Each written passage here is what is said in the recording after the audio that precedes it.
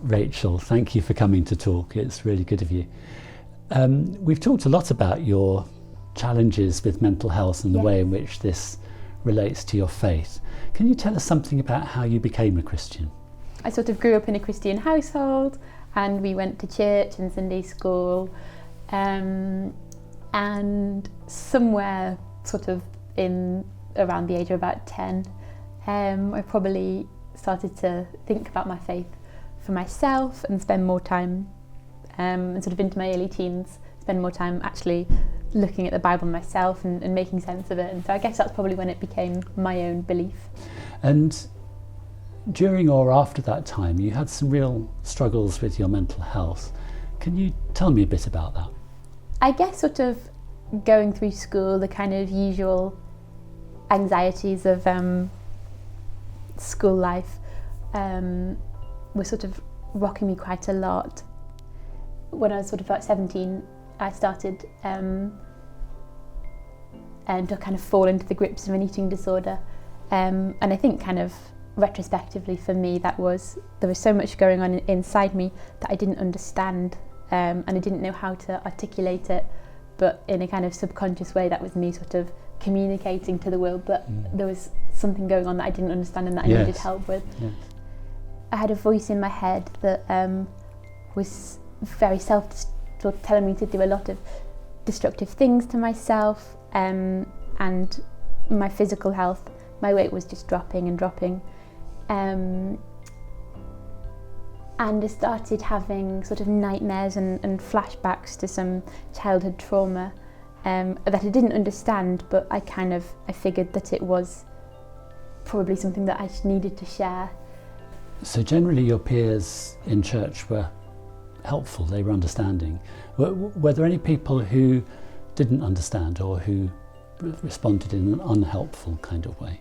Yeah, I think there were definitely some people and some things that were said that really weren't that helpful. So being told that I needed to believe certain things, that I needed to pray more, needed to have more faith, you needed to forgive. Yes. Lots of things you've got to do. Yeah. Yes. Just kind of built up a pile of me feeling more inadequate and feeling less welcome in a church, and certainly less able to talk about what I was experiencing, because I was it was just my problems were dismissed as, or how I saw it as just me being if I was a better Christian, I wouldn't be feeling the way I was. Like that, so it's your fault. So it's my fault, which kind of just then built up on this guilt. Yes. But actually you found your faith quite helpful, didn't you, in getting through all of this. Can you say a bit more about how your faith helped? I guess what was real and what was not real had become so warped in my head, that it just didn't, sort of what reality was and what it wasn't, I was just so confused about. But I knew that the truth, I knew there were truths that I could hold on to, and I knew that those truths were that I was that I was God's child, and that's how he saw me, and that what happened in the world couldn't change that, and that I had that relationship with God, and so I knew that was the case. I didn't believe it a lot of the time, but I sort of kind of clung on to that through a lot of my ups and downs, and that was a foundation on which I was able to build a recovery. The world is such a messy place and we are messy people, but the story of the Bible is Jesus coming in among that mess, and loving us despite.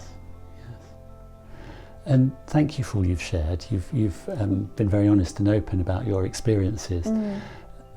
If there were one thing you could say to the church that would help the church to respond better to others in a situation like yours, what would you say to them?